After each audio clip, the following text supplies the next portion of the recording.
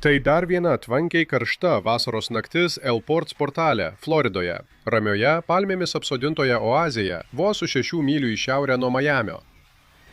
Tačiau 3:37 ryto Majamio Deido apygardos pagalbos tarnyba 911 gauna desperatišką pagalbos prašymą. 36 metų pediatrė daktarė Neha Gupta sako, kad ką tik rado savo 4 metų dukrą Ariją veidų žemyn jų Airbnb kiemo baseine.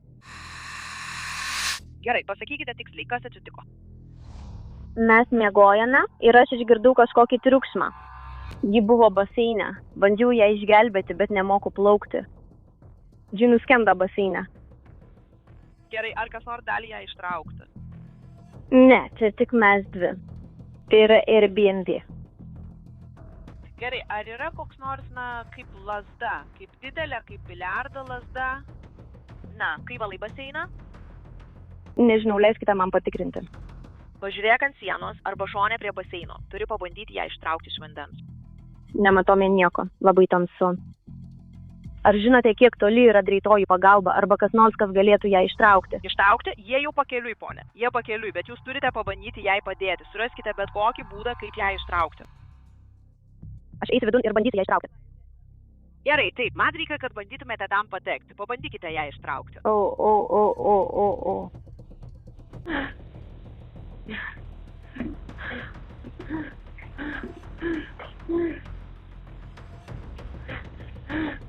Aš negaliu nusileisti. Gerai, ar tu... Aš nemoku plaukti.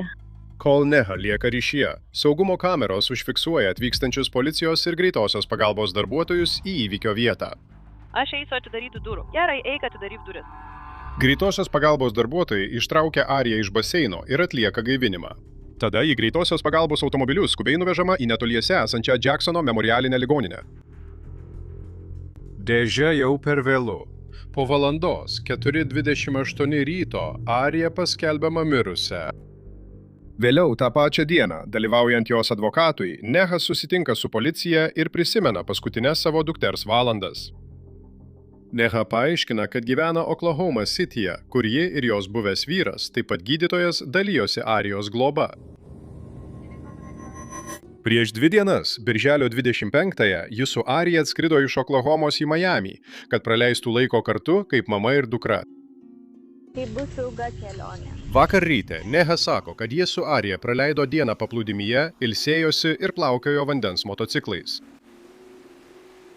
Tarp 19 ir 20 valandos jos grįžo į Airbnb. Neha sako, kad Arija užmigo automobilyje, todėl jį ją nunešė į vidų. Apie 21 valandą Neha pažadino Ariją, kad jos galėtų pavakarieniauti. Iki 00:30 jos abi jau buvo užmigę pagrindinėme miegamajame. Kitas dalykas, kurį Neha prisimena, ji pabudo 3:20 ryto ir suprato, kad Arijos nėra lovoje šalia jos. Ir stumdamos stiklinės durys iš pagrindinio miegamojo į kiemą buvo atidarytos.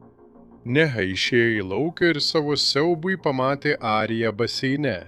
Nemokėdama plaukti, Neha sako, kad beveik 10 minučių ji bandė pasiekti savo vaiką ir ištraukti ją iš vandens, bet negalėjo jos pasiekti. Panikoje ji paskambino 911. Stebėjimo kameros Airbnb neužfiksavo Arijos paskendimo, tačiau kai detektyvai peržiūrėjo įrašus, jie patvirtino Nehos įvykių seką. Atrodo, kad Arijos mirtis buvo tragiška nelaimė. Atostogos, prasidėjusios džiugiai, baigėsi motinos didžiausiu košmaru. Tačiau po 2 dienų teismo medicinos ekspertas atlieka Arijos autopsiją. Ir jos kūnas papasakoja visai kitokią, daug tamsesnę istoriją nei ta, kurią policijai pasakojo jos motina. Arijos plaučiuose ar skrandyje nėra vandens. Tačiau teismo medicinos ekspertas randa pjūvių ir sumušimų jos burnos viduje ir skruostuose. Remdamasis šiais radiniais, jis daro išvadą, kad Arija nemirė nuo paskendimo. Jis teigia, kad ji mirė nuo uždusimo, užspaudus burną ir nosį, o tai reiškia, kad jos mirtis nebuvo atsitiktinė. Tai buvo nužudymas. Kitą dieną daktarė Neha Gupta yra apkaltinama 1. laipsnio žmogžudystė, o policija išduoda jos arešto orderį.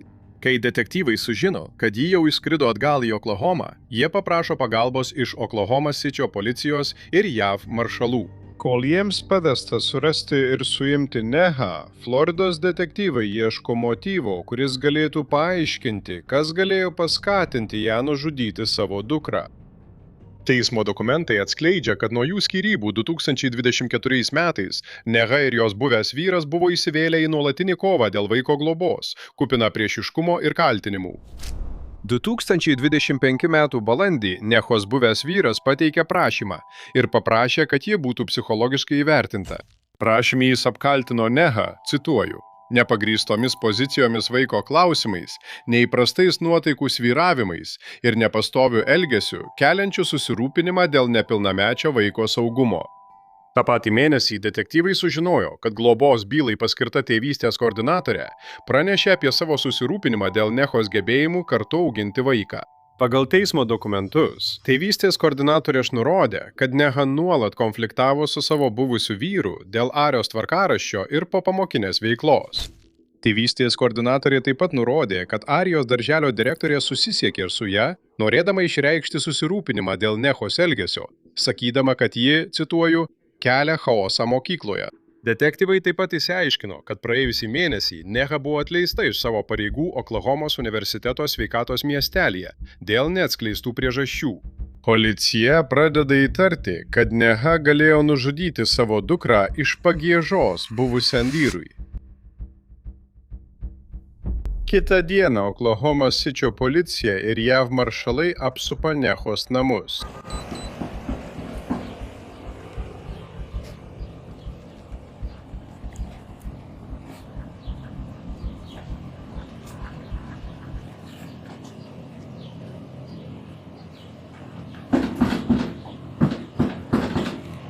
Policija, atidarykite duris greitai!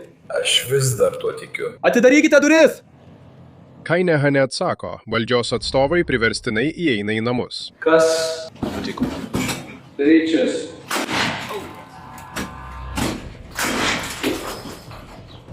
Neha Gupta, prieik prie kinių durų! Tuoj pat! JAV vardu. Maršalai, turime jūsų arešto orderį. Prieikite prie priekinių durų. Daryk tai dabar! Po to, kai buvo apieškoti visi jos namai. Ei, mes ketiname patikrinti šį garažą, todėl truputį atsitrauk, bičiuli. Pradėkime nuo čia.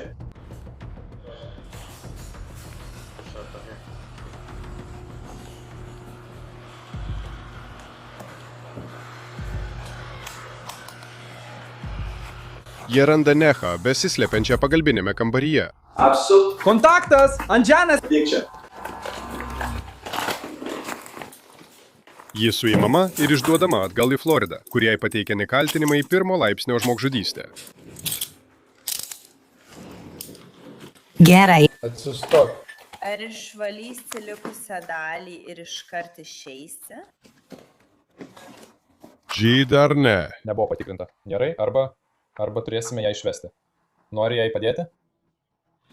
Neha Gupta nepripažįsta kaltės, o teisėjas nurodo ją laikyti kalėjime be užstato.